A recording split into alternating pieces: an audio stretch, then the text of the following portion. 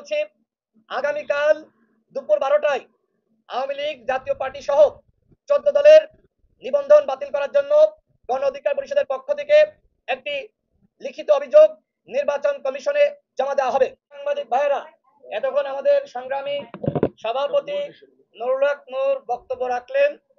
আগামীকাল দুপুর 12টায় আওয়ামী লীগ জাতীয় পার্টি সহ 14 দলের নিবন্ধন বাতিলের জন্য গণ অধিকার পরিষদের পক্ষ থেকে প্রধান নির্বাচন কমিশনারের কাছে একটি আনুষ্ঠানিক লিখিত প্রতিবাদ লিপি দেওয়া হবে। আমি আবারও বলছি, আগামীকাল দুপুর 12টায় আওয়ামী লীগ জাতীয় পার্টি সহ 14 দলের নিবন্ধন বাতিল করার জন্য গণ অধিকার পরিষদের পক্ষ থেকে একটি লিখিত অভিযোগ নির্বাচন কমিশনে জমা দেওয়া হবে।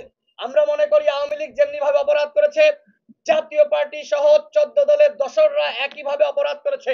সুতরাং আওয়ামী লীগের সাংগঠনিক কার্যক্রম যেমনি ভাবে নিষিদ্ধ হয়েছে, জাতীয় পার্টি সহ 14 দলের সাংগঠনিক কার্যক্রম নিষিদ্ধ করতে হবে এবং একই সাথে জিএম কাদের চুন্নু সহ 14 দলের দোসরদেরকে গ্রেফতার করতে হবে।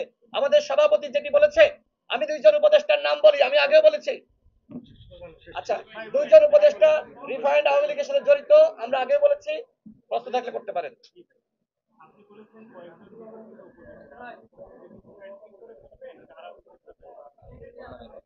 জাতীয় ঐক্য এবং সংহতি নষ্ট করছে, সেটা আপনারাও দেখেছেন। আমরা চাই সেই উপদেষ্টাদের বিরুদ্ধে প্রধান উপদেষ্টা পদক্ষেপ নেবে। আমরা এখনই এইটা বলে কিংবা জনমনে একটা কনফিউশন তৈরি করতে চাই না। আমরা আরো কিছুদিন সময় দিতে চাই। যদি এই বিষয়গুলো সুরাহা না হয়, তাহলে অবশ্যই শুধু নাম বলা না, তাদের এই সমস্ত অপকর্মের ফিরিস্তি সহ তাদের পদত্যাগের দাবিতে রাস্তায় নামা হবে। ধন্যবাদ।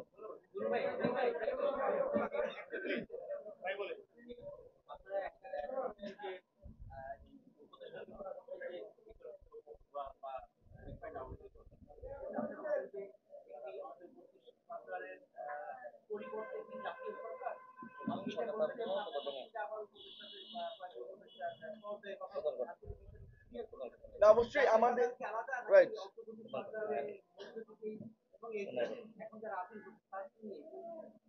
এই উপদেষ্টা পরিষদ তো প্রায় 25 জন সহকারী সহ 25-26 জনের মতো উপদেষ্টা রয়েছেন। তাদের মধ্যে আমরা মনে করি যে 2-4 জনের কর্মকাণ্ড ইতিমধ্যেই পত্রপত্রিকা এসেছে। তাদের নিয়োগ, বাণিজ্য, স্বজনপ্রীতি, দুর্নীতি এবং আরো 2-3 জন উপদেষ্টার নাম এসেছে যে তারা এই বিদেশিদের মধ্যস্থতায় একটা রিফাইন আওয়ামী লীগ নামে আওয়ামী লীগকে রাজনীতি করার এবং নির্বাচনে সুযোগ দেওয়ার চেষ্টা করছে। এই বিতর্কিত উপদেষ্টাদের বিরুদ্ধে তদন্ত করে সরকার প্রধান ব্যবস্থা নেক, আমরা সেটা সরকার প্রধানের কাছে দাবি জানাচ্ছি। একই সাথে এই উপদেষ্টা পরিষদ পুনর্গঠন করে জাতীয় স্বার্থে এই গণহত্যার বিচার, রাষ্ট্র সংস্কার এবং এই জুলাইয়ের আকাঙ্ক্ষা বাস্তবায়নে এটাকে জাতীয় সরকারে রূপদান করা হোক। সেখানে হয়তো এখান থেকে 2-4 জন বাদ যাবে, আরো নতুন করে যুক্ত হবে। এইভাবে আমরা জুলাইয়ের গণ অভ্যুত্থানের অংশীজনদের সাথে আলাপ আলোচনার মাধ্যমে অন্তর্বর্তীকালীন সরকারকে জাতীয় সরকারের রূপ দেওয়ার আহ্বান জানাচ্ছি।